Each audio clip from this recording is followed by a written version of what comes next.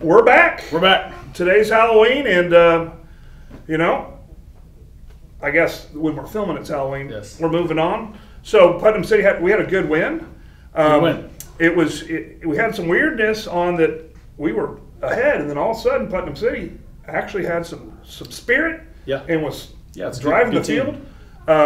Some of those receivers and some of those quarterbacks, the quarterback and some of those receivers, were definitely giving us a little test. Yeah, and, absolutely. I mean, that's what kind of gets lost in that game, and maybe we didn't hit on enough. In the previous week's show is that they've improved a ton from earlier in the season until now. Yeah. And that we're still in the process of trying to fight for home field advantage, which obviously we'll touch on later when we start focusing on Ponca City. But if we lost that game to PCO, they're potentially a 2 seed in the district and hosting playoffs, and so it's a big physical team. To your point, their offensive line is massive. If you saw them in person, they are huge, and really well coached. And they have big physical running back.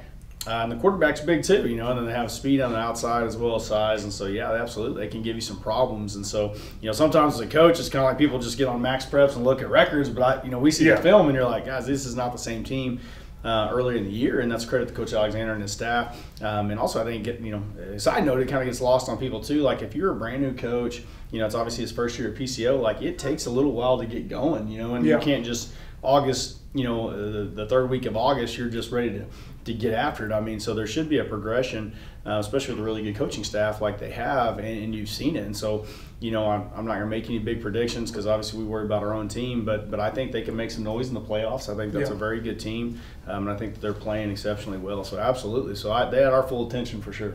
But definitely, I think they definitely tested your defense and your defensive coordinator, because you could kind of see that they just didn't have enough in their playbook, because what they would do is they find something that worked. Right. You'd counter it and then switch it up. But I think they just ran out of plays to really stage a legitimate comeback. Right.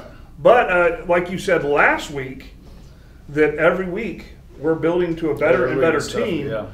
And so Putnam City definitely more of a challenge than Lawton was. Absolutely. And before we get on to our next challenge, which is going to happen when this is released, pretty excited about that. Let's go ahead and talk about the players of the game offensively. Right. I know who I have this time for sure. Yeah. Well, we have probably the obvious one as well. And so kind of there's always more to it than that. So we look at just who played the best, but also it's kind of like I think of who's progressing. And like who's really had a kind of a breakout game. And so we had a couple offensive players a game, which may surprise you with the first one. But just a kid that just really does everything that you ask him to do. He's played multiple positions, played offense, he's played defense. Had just what I think is kind of a breakout night for him, and this may be kind of the surprise, was Hayden Mounts. Was one of our co-offensive players of the week. Had a couple of huge touchdown receptions, over 100 yards receiving, blocked very well on the perimeter. Just really, you're starting to watch his just maturation as the season goes on, and just kind of really coming into his own, running full speed routes, really starting to kind of find his groove. So I want to reward him. And then the obvious choice, if you watch the game, was the other was Cash Williams. Yep. And Cash Williams went absolutely berserk in that game. 525 total yards, 7 touchdowns. And just my guess is that's a record. I don't know. It's just an exceptional game. I can't recall anyone having a better game than that in my 7 years here with that many yards offhand. And and kind of cap that off, you could go with a lot of different guys, scoring there with the running backs, with LT or Mayer or Juju or Nathan Kiefer, Cole Rowley with his first career touchdown. Really, really cool. Offensive line doing a great job opening up holes. Had 659 yards of offense, which again I believe that's a record, and that's the most since I've been here anyways. Almost ticking up towards 700 yards. It's pretty good. And so you're seeing the offense kind of slowly getting our legs, each and every game, getting a little bit more comfortable. We're able to kind of like continue to add to the scheme and continue to build off of it, and as we mentioned, it's kind of been an odd year, as you mentioned, and so it's kind of, maybe took us a little bit longer to kind of get going than it has in previous seasons, but we're really, really proud of the kids and the amount of progress that they've made. since the Deer Creek game. And, I feel like they just have really taken it upon themselves to continue to, stay extra, do more, whatever it takes to make sure that we can continue to kind of put more bells and whistles on the offense and dress things up and present more of maybe a complex picture. And so they executed really, really well on Friday night. And I said it last week against Lawton, and I'll say it, again, I feel like that was our most complete game offensively, and they continue to get better and better. And so we hope to keep building on that. Okay. Now definitely had Cash Williams. Who could not? It'd be hard not to. But we did talk about Mounts a lot. Yeah. And I did notice it felt like he was actually reading the defense and understanding what was going on, and he was just fitting in there. Right. And he was open a lot. Yeah, well, a lot of our things, without getting too much in the weeds about it, I mean, we have a lot of freedom in our route running and a lot of different options where, those kids understand coverages, they understand how it works. And so they have a lot of different options, as you mentioned. So, yeah, he definitely is reading it, and reacting accordingly and doing a really good job of execution. And that was, that's part of the IQ that it helps when you have more games. It takes time, yeah. It takes a lot of time. And honestly, with Putnam City's push, where they started scoring a little bit, helped make it a game and helped people get real looks. And they actually helped us by having heart and not giving up. Football and all sports really are kind of interesting because obviously you play the game, games matter, games count, especially district games and all those things. But in reality, you're trying to really just gain experience for the big game, and get better because games, practice. You try to practice a game, and games are really practice, And as you mentioned, it's always so hard, as we said before on the show, to simulate a game in practice. You try to do your best. Right, and you try to coach them as hard as you can, and clear the field and move the ball and do all those things. But ultimately, you kind of have to get game experience in a game. And so, I was really proud that we're able to do that. And as you mentioned, against a really quality opponent, and a game that kind of a little bit went back and forth. And let's go to the other side of the ball because the defense had a real challenge because, like you said earlier, that they had a couple running backs that were huge. Yeah. And then they had some really fast receivers, and given time, that quarterback could hit. Oh yeah, he could thread a needle. They have a really good quarterback. Really good. As you mentioned, run game, and kind of the key that makes all that go is their offensive line.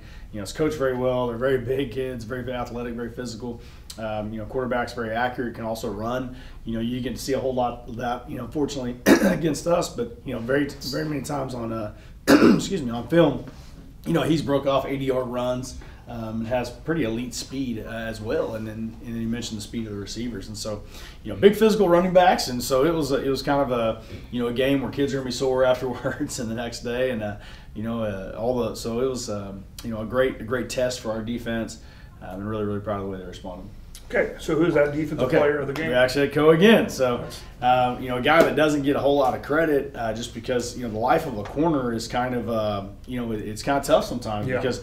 People know when you have maybe a pass breakup or an interception, but they ultimately when they're covered so well that the ball doesn't hardly ever go there. You don't get as much credit, and so D Green was one of our co-players of the game, sophomore corner, really started to just play really well and kind of coming into his own.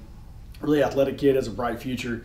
And just really, didn't give a whole lot of opportunities to have a pass completed his side. And also, when they did, through perimeter screens, he's able to break on and make a couple really big hits in the game. And so, D Green was one of our co-players of the game. The second co-player is a guy that shows up all the time, just week in and week out, the captain of our defense, makes everything go. The guy that kind of makes the calls, does everything, gets everybody lined up. The quarterback of the defense was Easton Till. Okay. Another one had a huge game as far as production goes and tackles and just managing, getting everybody lined up and all those things. And so really proud of both those guys.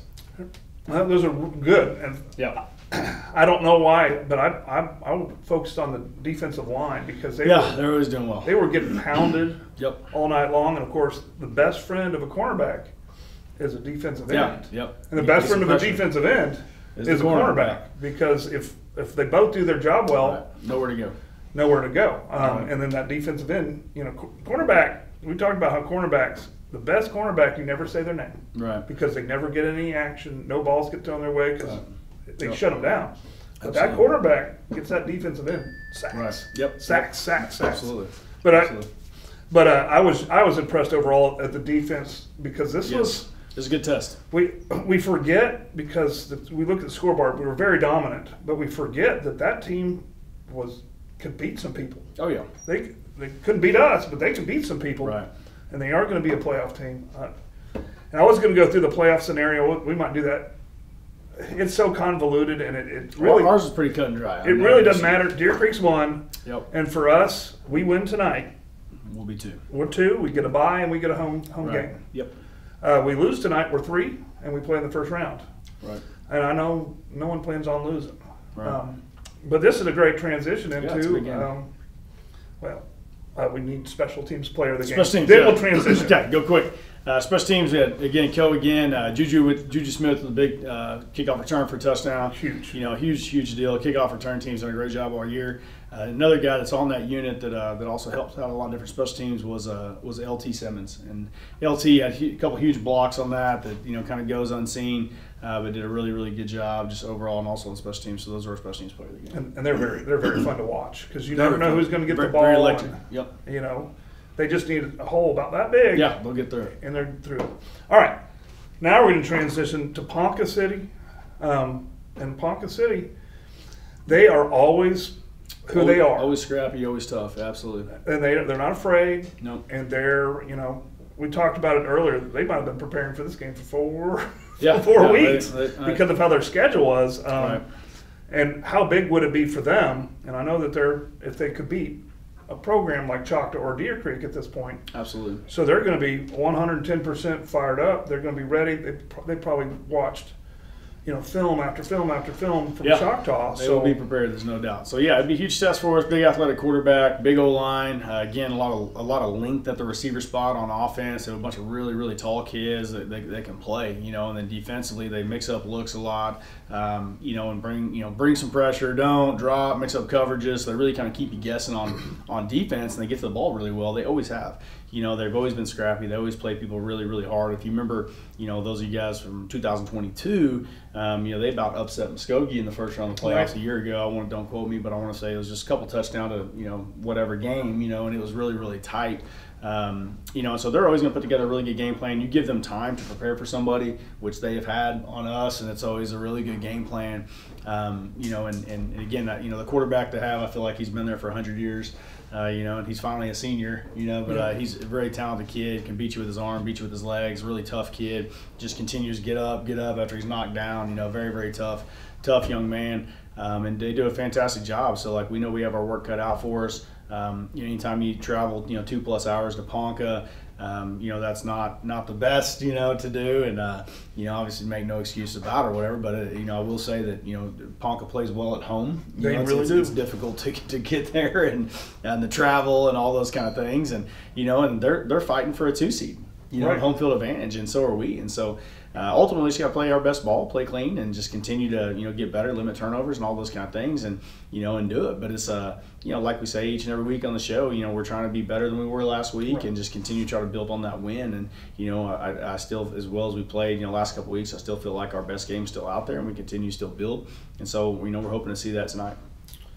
Well, I am too. Yeah, it should be an exciting game. But it should be an exciting game, and I always like going down to Ponca because they're going to give us everything it's worth. It's going to be an entertaining game, and it's going to be a challenge for your coaches because you're going to have to see what they give you, and you're going to have to mix it up because they're going to be well coached and ready. You always have to have an answer because they're going to try to shut down your plan A, and you may have to go to B to C to beat them, and so they do a really good job of that. So next week we'll recap this. We'll see where we're at. Hopefully we're talking about a bye week. So we'll see. Hopefully so. Hopefully so, but we'll talk our playoff scenario at that point because it really doesn't matter. The Muskogee Stillwater game is going to be the game of the week this week, and so really doesn't matter because if we go all the way, chances are we'll have to play both of them or a Deer Creek again. Right. Yep. And so, but it's interesting to see just how we'll match up, and we'll kind of go over that next week on what our possible journey will be. Yes. Because we want to know that, but it's one game at a time. Absolutely. One game at a time because we got to worry about tonight. It's really tonight's not win or go home, but no. After tonight it's win or go home. Absolutely. So I really think that's all we got to talk about today. It is Halloween, and I'll probably have some silly back here because there it is back there. Something silly. I don't know what it's going to be. I'm just hoping that that we don't have anything spooky or weird. I hope we just no weirdness. play some football. That's right. And let's just enjoy this beautiful fall weather, which I like it. It's cold to some people, but I like it. Yeah, Beautiful I'm with fall this weather. Football weather. Time for playoffs. Let's do it. All right. Until next time.